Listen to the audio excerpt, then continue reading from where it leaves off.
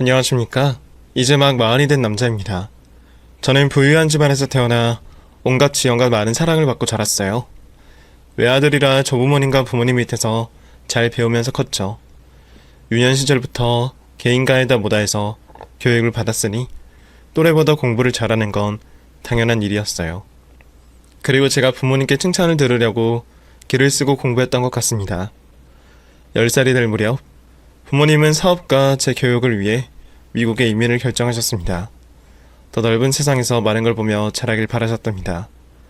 그래서 비행기를 타고 미국으로 떠났답니다. 아버지는 미리 마련한 사업장을 운영하셨고 엄마는 가정주부로 지냈으며 저는 말이 통하지 않는 걸 극복하기 위해 죽어라 영어 공부만 했었답니다. 제가 한국에서 공부를 아무리 잘했어도 미국에 와보니 아무것도 아닌 존재라는 걸 뼈저리게 느꼈어요. 똑똑한 아이들이 얼마나 많던지 저는 평범한 축에도 끼지 못한 것 같아요. 그렇게 나름 열심히 공부하고 미국인 친구들을 많이 사귀면서 바르고 건강하게 성장했습니다. 유명한 대학까지는 아니지만 그래도 좋은 대학에 들어가 경영학을 전공하게 되었습니다. 아버지가 사업을 물려받아야 한다며 경영을 배우라고 하셨기 때문에 경영학을 배운 거죠. 그런데 대학을 졸업하고 사업을 배워나가는데 저에게 일이 맞지 않다는 걸 매번 깨달았어요.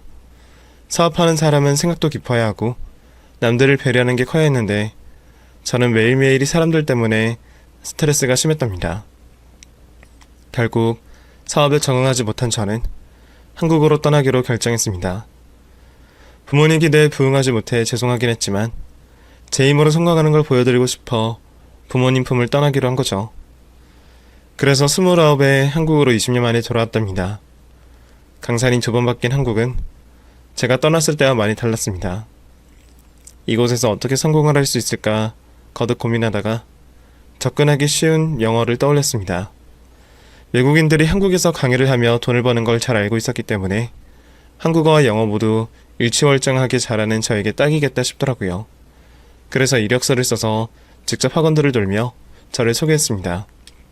하지만 바로 연락이 오는 곳은 없었어요. 다들 진짜 외국인을 쓰다 보니 저 같은 교포는 뒤로 밀려날 수밖에 없었답니다. 결국 수백 군데 학원에 지원서를 내봤지만 일자리를 찾지 못해 다른 방법을 찾아야 했어요.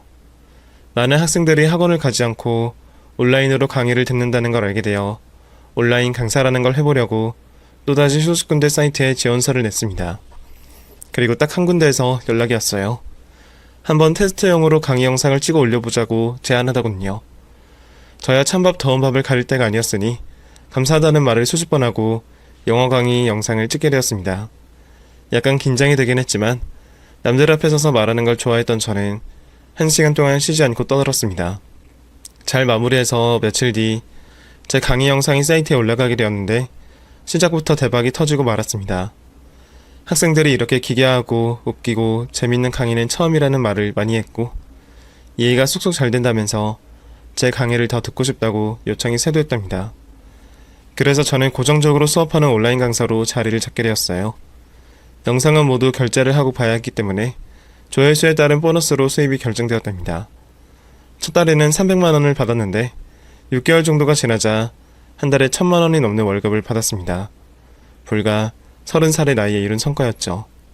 일에 흥미가 생긴 저는 여기서 더 높이 올라가기 위해 매일 수업 준비를 알차게 준비했습니다.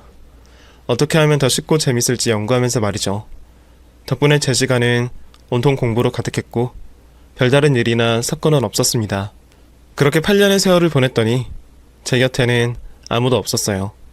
기댈 수 있는 친구 하나 없는 데다 사랑하는 연인도 없었죠. 부모님도 미국에 계셨기 때문에 1년에 고작 한 번 보는 게 전부였답니다. 그동안 돈은 20억을 넘게 벌었지만 돈을 쓸 곳이 하나도 없더라고요. 30대 후반에 극한 외로움을 느끼고 있던 중 아주 반가운 연락이 왔습니다. 제가 이민 가기 전에 친하게 지내던 친구 녀석이 우연히 제 강의 영상을 보고 이메일을 보냈더라고요. 아직 저를 기억하고 있는 데다 보고 싶다는 글과 핸드폰 번호를 적어 보냈답니다. 그걸 본 저는 너무 반가운 마음에 바로 전화를 걸었습니다.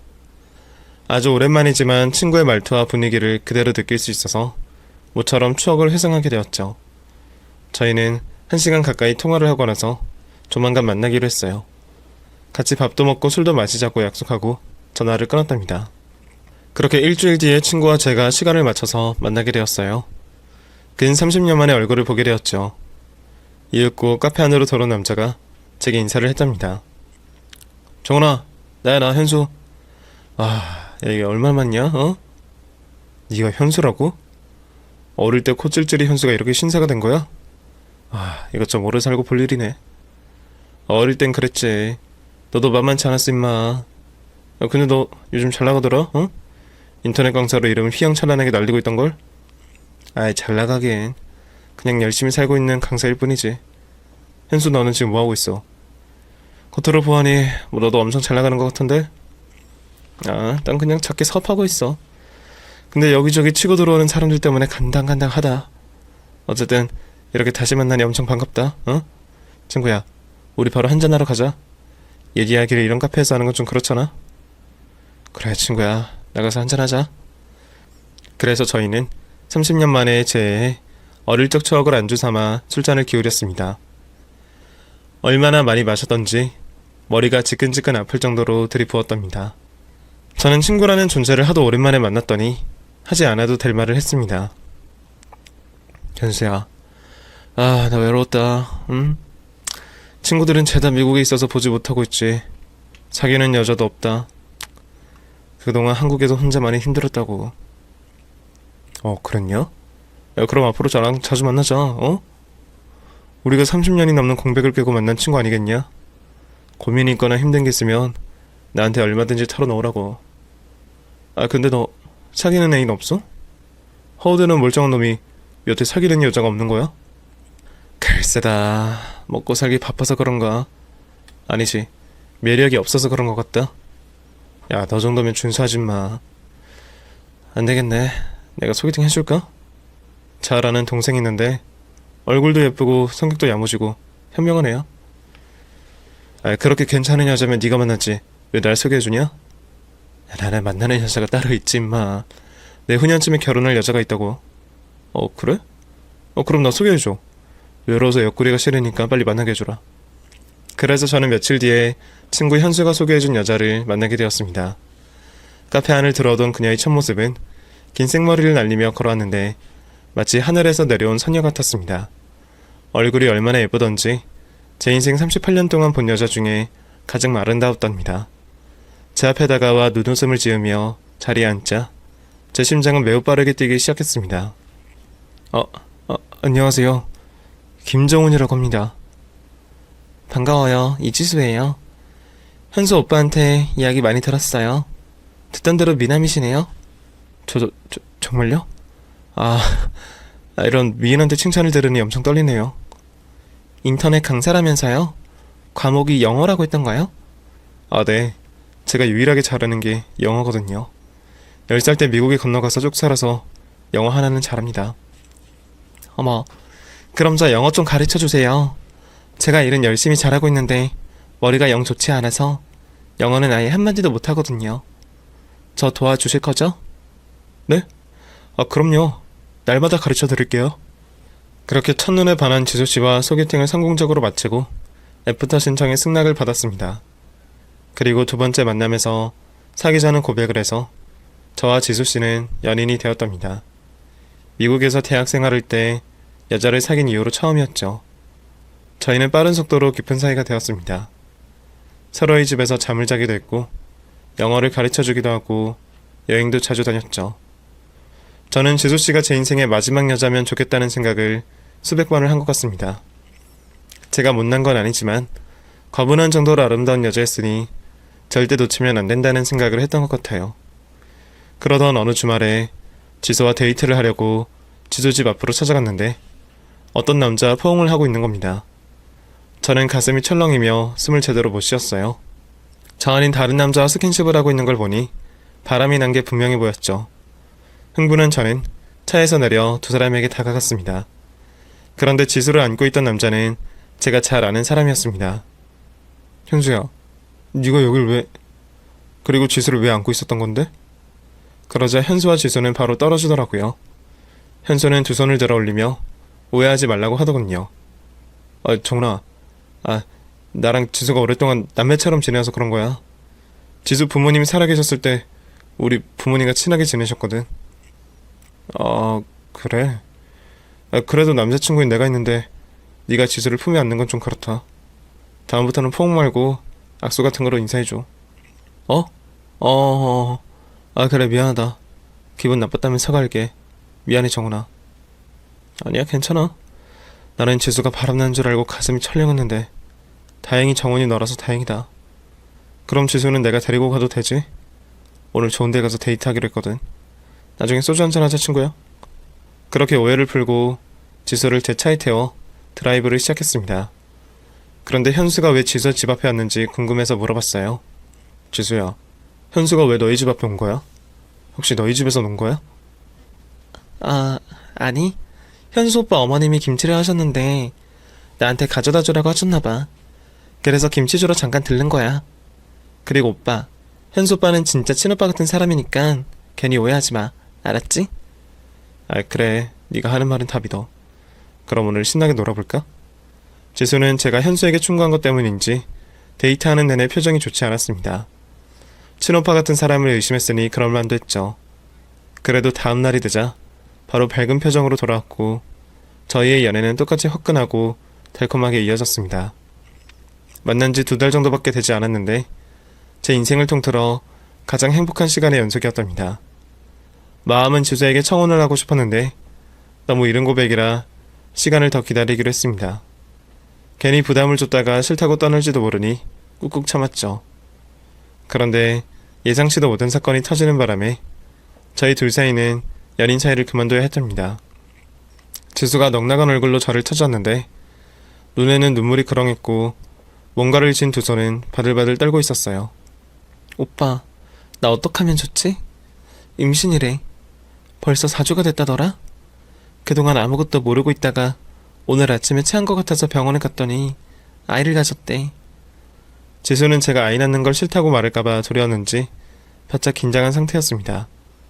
이에 저는 지수를 꽉 끌어안고 말했습니다. 지수야, 울긴 왜 울어? 이렇게 기쁜 소식을 가져갔으면 웃어야지. 이제 너랑 내가 부부가 되는 거잖아. 부모가 되는 거라고. 오빠 나랑 결혼할 거야? 겨우 2달 사귀었는데? 겨우 2달이라니. 나한테 지수 너랑 함께한 시간은 하루하루가 축복 같다고. 그런 날이 2달이나 되었으니 충분히 결혼할 때가 된 거 아니야?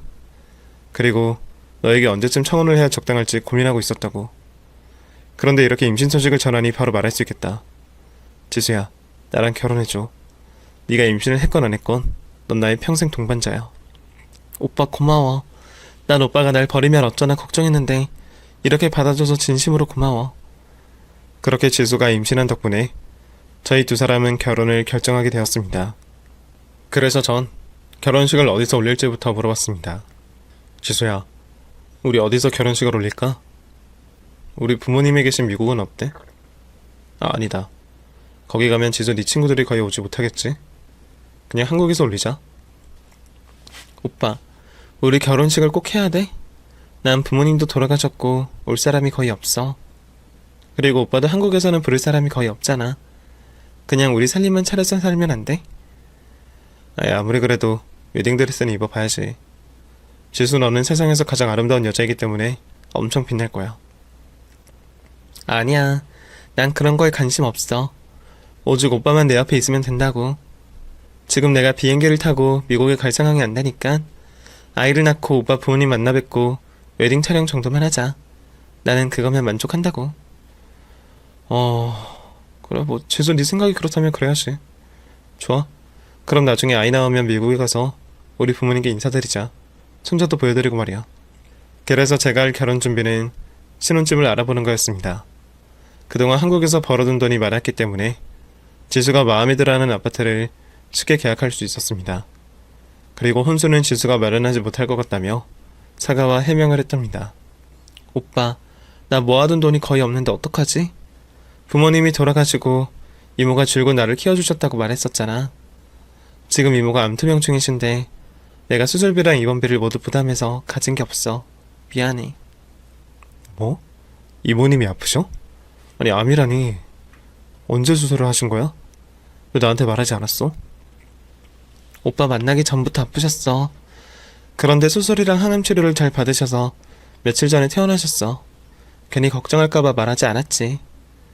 아휴, 오빠가 남도 아닌데 왜 그런 걸 숨겨. 어쨌든 혼수는 내가 다 알아서 할 테니까 걱정하지 마. 대신 이모님 뵈러 가자. 가서 찾아뵙고 지수 너의 남편이 뭐하는 놈인지는 알려드려야지. 아니야. 이모는 말씀을 거의 못하셔서 다음에 만나는 게 좋을 것 같아. 에이, 아무리 그래도 그러는 거 아니야. 널 키워주신 분인데 당연히 찾아뵈야지. 조만간 인사드리러 가자. 지수가 거절했지만 제가 무조건 인사드리겠다고 고집을 부려서 며칠 뒤에 이모님을 찾아뵙게 되었습니다. 그런데 이모님의 집이 반지하에 낡고 허름했습니다. 벽에 곰팡이도 많이 피었고 햇빛도 들어오지 않고 공기도 텁텁했답니다. 아파서 누워 계신 이모님과 대화는 거의 하지 못했어요. 그저 제 소개를 하고 빨리 쾌차하길 바란다는 말씀을 드리고 30분 정도 앉아있다가 나왔습니다. 그런데 지수를 키워주신 분을 지하방에 두고 오는 게 마음에 걸렸습니다. 그래서 지수에게 말했어요. 지수야, 이모님 여기서 지내는 거 마음에 걸린다. 다른 곳으로 옮겨드리는 게 어떨까? 어? 설마 오빠가 이모한테 집을 마련해준다는 거야? 오빠 그러지 마. 오빠가 고생해서 번 돈을 왜 막 쓰려고 그래. 아이, 막 쓰다니. 내가 사랑하는 사람을 길러준 감사물인데 그 정도도 못해드리겠어? 엄청 좋은 집은 아니어도 햇빛 잘 드는 곳을 마련해드려야 될 것 같아. 오빠 고마워. 나 염치 없지만 오빠가 주는 거 다 받을게. 염치가 없다니. 네가 나의 전부인데 그깟 돈이 대수겠어? 앞으로 평생 내 옆에만 있어주면 할 테니까 괜히 부담을 가져거나 미안해할 필요 없어. 알겠지? 그래서 전 신혼집에 혼수를 채우고 지수와 살림을 차렸고 이모의 집을 마련할 돈을 지수에게 건네주었답니다. 제가 직접 구해주겠다고 했는데 지수가 알아서 좋은 곳에 마련하겠다고 해서 뒤로 물러났어요. 이모님이 부담을 느낄 것 같기도 하고 거절할 수도 있으니 지수의 말대로 하기로 한 거죠. 그렇게 아내는 집에서 태교를 열중했고 저는 강사로 열심히 일하며 각자의 시간을 보내다가 밤이 되면 다정한 부부가 되어 뜨거운 밤을 보내기도 했고 달콤한 대화를 나누기도 했답니다. 시간이 흐르고 흘러 아내가 만삭이 되었고 출산할 준비를 위해 산부인과에 입원했습니다. 저는 강의 영상을 미리 찍어둔 게 있었기 때문에 아내 옆에 붙어있을 수 있었죠. 아내를 찾아오는 친구는 하나도 없었는데 저와 아내를 연결해준 현수가 찾아왔답니다. 이야, 두 사람이 이제 부모가 되는구나. 내일이 예정일이랬지? 친구야. 네 덕분에 이렇게 아름다운 여자랑 같이 살게 됐네. 내일이면 아기까지 태어나고 말이야. 나중에 크게 한턱 쏠게. 한턱은 무슨. 난 두 사람이 행복하게 잘 살면 만족한다고. 정훈이 너 지수 이모님한테 집을 해드렸다면서? 진짜 대단하다. 사랑의 힘이 위대하긴 한가 봐. 아주 큰일을 했어, 정훈아. 당연히 해야 할 도리지. 그런데 어디로 이사하셨는지 이야기를 못 들었네. 지수야, 이모님 어디로 이사시켜드렸어? 제 질문에 살짝 당황한 기색을 보인 아내는 이모님의 고향 시골에 작은 집을 해드렸다고 대답했습니다. 이모는 시골로 내려가셨어. 예전에 살던 동네로 말이야. 오빠한테 고맙다고 꼭 전해달라고 했는데 내가 출산할 생각에 말을 못 해줬네. 시골로 가셨구나. 나중에 우리 애기 안고 찾아뵙자. 그때가 되면 몸이 더 좋아지셔서 대화도 나누고 할 수 있겠지.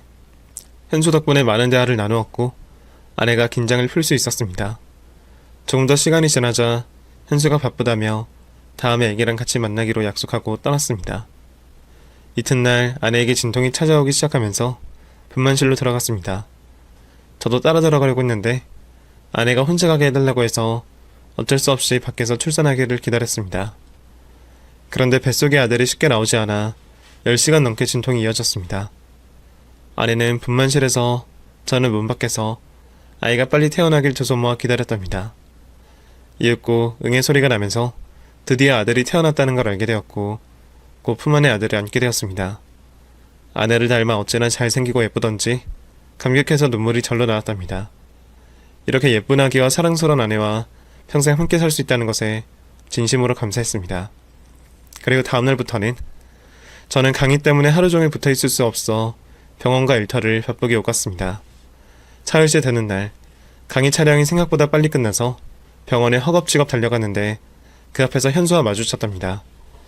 애기 낳고 나중에 보자고 했던 녀석이 말도 없이 찾아온 것 같더라고요. 저는 반갑게 인사했습니다.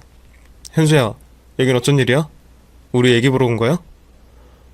이 근처에 볼 일이 있어서 잠깐 들렀어. 애기가 널 아주 많이 닮았던데. 넌 좋겠다. 너도 봤구나. 진짜 예쁘지 않냐?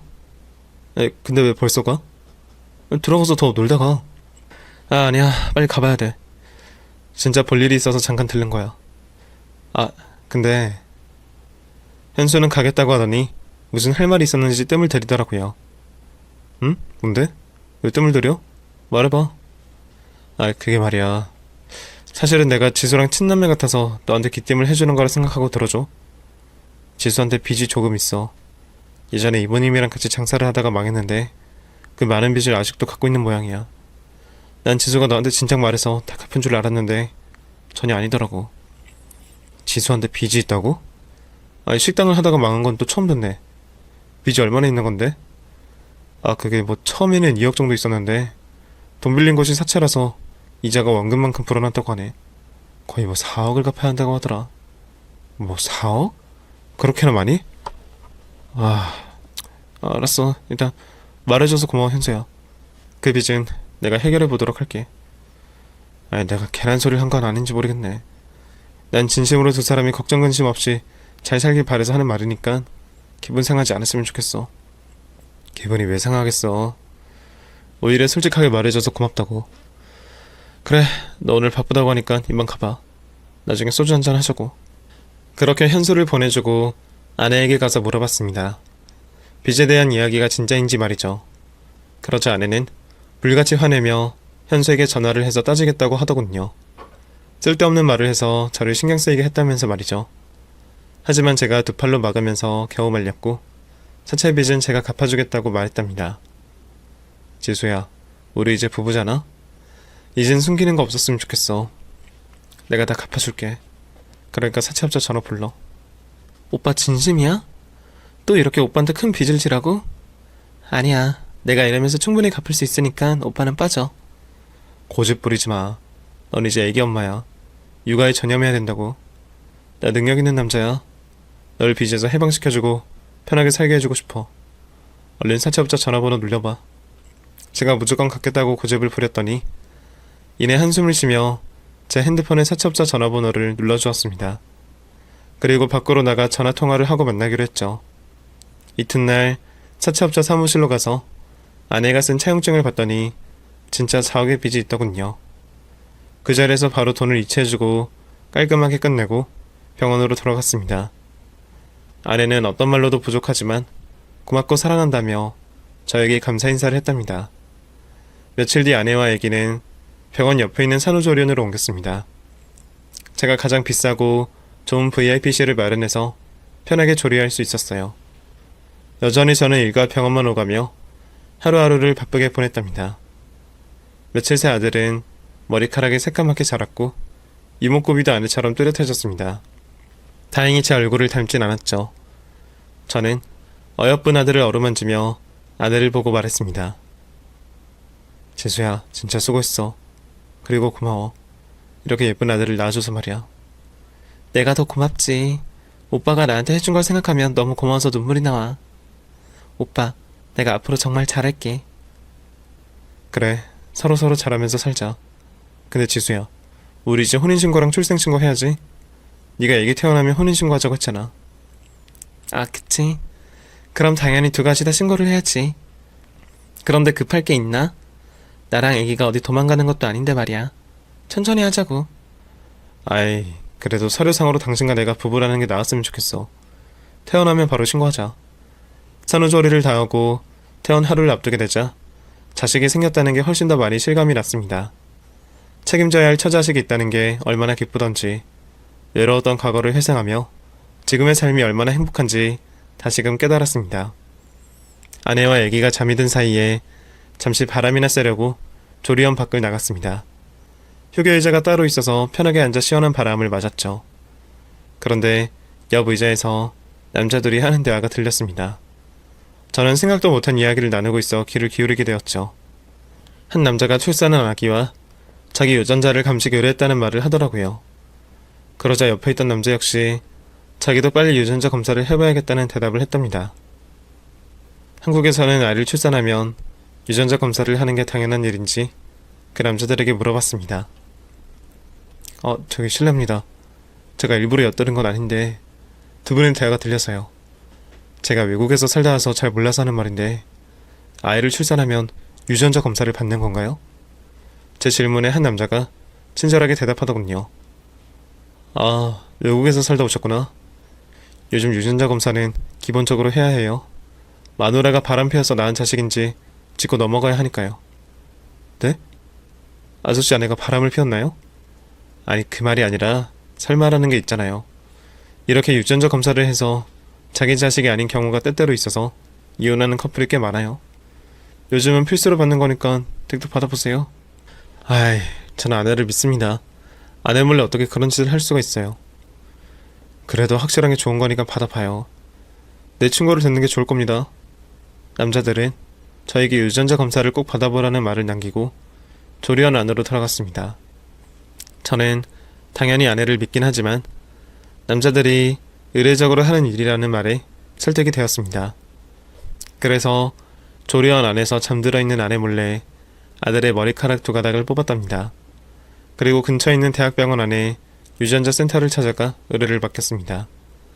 그리고 다음날 아내와 아들을 데리고 신혼집으로 돌아갔습니다. 행복한 일상이 시작되자 유전자 검사를 한 건 기억에서 지워졌습니다. 그러던 어느 평일에 강의 영상을 찍고 집으로 오는 길에 접촉사고가 났습니다. 뒷차가 가만히 서 있던 제 차를 들이박은 거죠. 저는 충격에 허리를 심하게 다쳐서 바로 병원으로 갔답니다. 어디가 부러진 건 아니었지만 신경이 많이 놀라서 당분간 거동이 힘들 거라는 말을 듣고 집으로 돌아갔어요. 아내는 쩔뚝대며 걸어 들어오는 저를 보고 많이 놀랐답니다. 오빠 왜 그래? 어딜 다친 거야? 집에 오는 길에 접촉사고가 났어. 지금 병원에 다녀오는 길이야. 허리가 많이 아프네. 며칠 누워있으면 괜찮을 거라니까 걱정하지 마. 속상해. 어떤 놈이 오빠 차를 박은 거야. 그놈은 멀쩡하지. 내가 그놈을 가만두지 않을 거야. 감히 귀한 내 남편을 다치게 만들어? 우리 마누라가 나 대신 화를 내주니까 기쁘네. 지수야, 오빠 괜찮으니까 신경 쓰지 말고 우리 아들이나 잘 봐줘. 저는 허리가 심하게 아파 약을 먹고 겨우 잠에 들었습니다. 며칠 동안 출근도 못하고 누워서 지냈어요. 어떻게 된 게 시간이 지나니까 훨씬 더 아프더라고요. 화장실을 가는 것도 힘들어서 죽는 줄 알았죠. 며칠 뒤 아내가 우편하면서 저한테 온 우편이 있다며 가져다 주었습니다. 여러 가지 돈을 내야 하는 지르용지가 있었는데 그 사이에 대학병원에서 보내온 게 있었어요. 바로 아들과 저의 유전자 검사 결과였죠. 아내 몰래 한 것이니 몰래 뜯어보았습니다. 저는 당연히 99% 친자임을 확신하며 결과지를 펼쳤는데 유전자 불일치라고 쓰여 있었습니다. 너무 황당해서 잠시 넋을 잃고 말았답니다. 그 순간 아내가 방으로 들어와 놀란 저를 보고 묻더군요. 오빠 왜 그래? 무슨 일 있어? 지수야.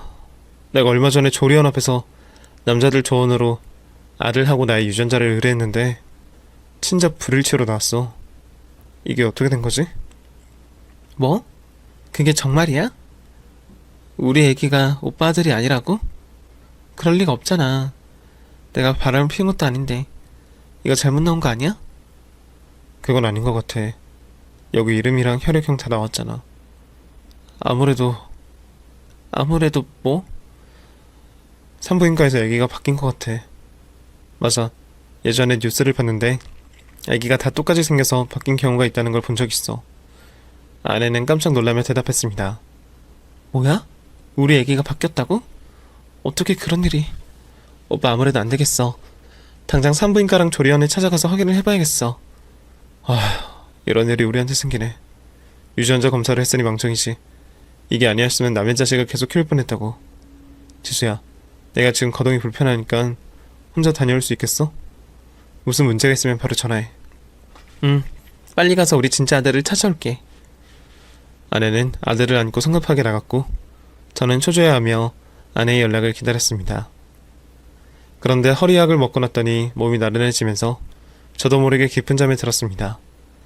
해가 진 밤에 깨어났더니 아직 아내는 집에 없더군요. 일이 잘못된 건 아닐까 걱정이 되어 바로 전화를 걸어봤습니다. 그런데 이상하게도 없는 번호라고 알리더군요. 다시 걸어봐도 마찬가지였습니다. 산부인과와 산후조리원에 연락했더니 간호사들이 제 아내가 찾아간 적도 없었고 아이가 바뀐 적도 없다는 말을 했습니다. 일이 어떻게 돌아가는지 머리가 복잡해졌고 도움을 청할 사람을 떠올려 봤습니다. 그리고 딱 한 사람이 떠올랐고 그에게 바로 전화를 걸었습니다. 하지만 현수 역시 없는 번호로 뜨더군요. 이게 우연인지 아닌지 모르겠지만 제가 뒤통수를 세게 맞은 상황이라는 걸 느꼈습니다. 그래도 아내 얼굴을 보고 확실하게 들어야 할 것 같아서 당장 찾아야겠다는 마음으로 콜택시를 불렀고 네 발로 기어서 집을 나가 경찰서로 향했답니다. 아내와 아들이 실종됐다고 신고 접수를 했는데 경찰이 조회하더니 고개를 갸웃거리면서 말했습니다. 이지수 씨는 사망자인데요? 선생님, 이 사람이 진짜 아내가 맞습니까? 네? 사망자라고요? 아니 몇 시간 전까지 저랑 같이 있었다고요? 그럼 아내랑 같이 사라진 것 같은 남자를 조회할 수 있나요? 그 남자도 똑같이 핸드폰을 정지한 상태입니다. 이름은 지현수입니다. 경찰관은 제 말을 믿어줬는지 바로 현수의 신원조회를 하더군요. 그런데 경찰관이 혀를 차며 이렇게 말했습니다. 아, 지현수 이 새끼... 선생님, 이 자식 이거 사기 잠깐만 오범이에요, 오범. 이 자식이 여자랑 선생님한테 사기를 친 것 같습니다. 그 말을 듣자 하늘이 무너지는 기분이었습니다. 진심으로 사랑했던 아내가 사기꾼이라는 사실에 온몸에 힘이 빠지더군요. 또 30년 전 우정이었던 현수가 사기를 치려고 접근한 것도 머리를 아프게 했고요. 두 사람이 어떤 관계인지 모르겠고 아내가 낳은 아들은 누구의 자식인지도 모르겠더라고요. 지레 짐작하자면 현수의 아내는 애인 사이고 아들은 현수의 아들일 것 같다는 생각이 들었죠. 더불어 아내의 이모와 사채 빚으로 제 돈을 8억 가까이 쓰는 바람에 아주 큰 피해를 받게 되었습니다. 경찰은 제 피해 금액을 듣고 바로 현수를 지명수배 내렸답니다. 그리고 집으로 돌아가기 힘들어 경찰서에서 쪽잠을 자고 있었는데 다음날 아내와 현수가 쇠고랑을 차고 경찰서로 들어오는 걸 확인했습니다. 두 사람은 해외로 도피하려고 비행기를 타려다가 공항 직원의 신고로 경찰에 잡혔다고 하더군요. 저는 가까이 다가온 아내에게 따지듯이 물었습니다. 지수야, 이게 어떻게 된 일이야? 우리 아들은? 애긴 어딨어? 그러자 아내는 전에 볼 수 없었던 싼티나는 말투로 대답했습니다. 뭐래, 짜증나기 싫어. 지가 날 신고해놓고 애새끼를 왜 찾는 건데? 내 얘기는 벌써 보육원 앞에 버리고 왔어. 아, 짜증나. 괜히 10억 채우려고 뻗팅기다가 걸리고 말았네. 이게 다 현수 오빠 네 탓이야. 내가 이렇게 될 줄 알았냐? 정훈이 저 새끼가 유전자 검사를 받을 줄 어떻게 알았겠냐고. 순진한 놈인 줄 알았더니 뒤에서 여우짓을 하는 놈이었어. 아, 비행기 타고 하와이 가면 끝나는 건데 재수없게 잡혀가지고 또 깜빵에 들어가야 되나? 아이 젠장 씨. 제가 정신없이 어쩔 줄 몰라 하자 경찰관이 와서 저를 안정시키려고 앉히고 상황을 설명했습니다. 아내와 현수는 사기 공범이자 연인 사이였고 수억 원대 연봉을 받고 있는 저를 표적으로 삼았다네요. 현수와 저는 진짜 초등학교 친구여서 쉽게 접근한 거라고 했답니다. 그리고 아내의 이모님과 사채업자는 섭외된 연계지였던 겁니다. 저 하나 사기치려고 다들 짜고 친 거라네요. 돌이켜보니 아내가 혼인신고를 계속 미뤘던 이유를 이제 알 것 같더라고요. 죽은 사람의 신분으로 사기치고 있었으니 끝까지 숨겨야 했겠죠. 결국 그 자리에서 모든 진실을 알게 된 저는 사랑이고 나발이고 배신감의 분노가 터져나왔습니다. 먼저 현수의 얼굴에 주먹을 날리고 아내의 뺨을 갈겨버렸답니다. 야, 이 쓰레기 같은 사기꾼 년놈들아. 할 짓이 없어서 사람 마음을 훔치는 짓을 해? 난 너희들을 진짜 친구이고 사랑인 줄 알았어. 진심으로 그렇게 믿었다고. 그런데 모든 게 거짓이었다고? 날 놀려먹는 재미가 아주 좋았겠어? 니들 둘 내가 가만두지 않을 거야. 제가 다시 주먹을 들어올리자 형사들이 저를 말렸습니다. 화가 나는 건 이해가 되지만 괜히 사기꾼들을 때리면 고소를 당할 수 있다며 이성을 찾으라고 설득하더군요. 그래서 멀찌감치 떨어져서 심호흡을 하며 분노를 삭혔습니다. 아내와 현수는 사기를 인정하고 변호사를 선임했습니다. 그리고 경찰이 두 사기꾼이 저에게 빼돌린 8억이 있는 해외 계좌를 찾았다고 전했습니다. 다행히 모든 돈을 찾을 순 있었죠. 하지만 사랑과 우정을 모두 사기당한 제 마음은 쉽게 치유가 되지 않았습니다. 두 사람은 끝까지 뻔뻔하게 나오며 저를 비난했습니다. 야 정훈아, 너 너무한 거 아니야? 어? 친구를 경찰에 신고하는 게 말이 돼? 야, 어차피 깜빵에 들어가게 생겼는데 한번 1억만 줘라. 어? 내가 친구해주고 내 애인이랑 같이 산값을 지불하라고. 너도 좋았잖아. 내 애인이 하늘에서 선녀라고 했던가? 아무튼 너 행복했으니까 1억만 줘봐. 현수의 말이 끝나자 아내가 싼티나는 말투로 말을 하더군요. 맞아 오빠, 내가 세상에서 제일 예쁘다며. 예쁜 여자랑 사귀어보고 살림도 차려봤으니까 영지금 준다 생각하고 1억만 줘. 따지고 보면 8억에서 1억으로 주라던 거니까 오빠한테도 이익이라고. 두 년놈이 입에 걸레를 물었는지 아무 말이나 막 집어 던지더라고요. 덕분에 아내에게 오만정이 떨어져서 나중엔 생각날 일은 없을 것 같았습니다. 저는 피해 금액 8억을 돌려받게 되었고 사기꾼 둘을 보고 마지막 말을 남겼습니다. 니들 천벌 받을 거야. 사랑 감정을 가지고 장난친 죄에 대한 대가를 반드시 받고 말 거라고. 그러자 아내는 깔깔 웃으며 와, 이 새끼 진짜 웃기네. 지가 무슨 철학가야? 제가 어쩌고 하늘이 어째? 아유, 저 순진하고 넋 빠진 새끼. 유전자 검사만 안 했어도 2배로 뽑아먹을 수 있었는데 너무 아깝다. 라고 짓거리더군요. 이런 여자를 사랑했다는 게 말도 안 되고 믿기지가 않았죠. 저는 여기서 그냥 떠날까 하다가 마지막으로 두 년놈의 면상에 침을 뱉어주었습니다. 이 요물통에 처박혀 죽일 것들. 지금부터 내가 니들을 저주할 테니까 두고 봐. 누가 마지막에 웃는지 말이야. 딱이나 주먹을 날리려고 했는데 형사들이 저에게 달려들어서 침을 뱉은 거로 끝내야 했네요. 그렇게 전 신혼집을 다시 팔아버렸습니다. 혼수도 중고로 모두 팔아치웠습니다. 그리고 다른 동네로 이사가서 새롭게 시작하기로 했답니다.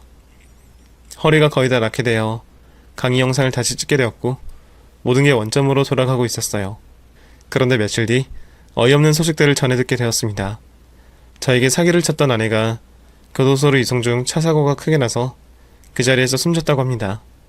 다른 사람들은 하나도 다치지 않았는데 아내만 머리를 크게 다쳐서 저 세상으로 갔다네요. 또 현수도 구치소에서 재판을 기다리던 중 다른 수감자와 시비가 걸려 치고받고 싸우다가 급소를 맞고 황당하게 세상을 떠났답니다.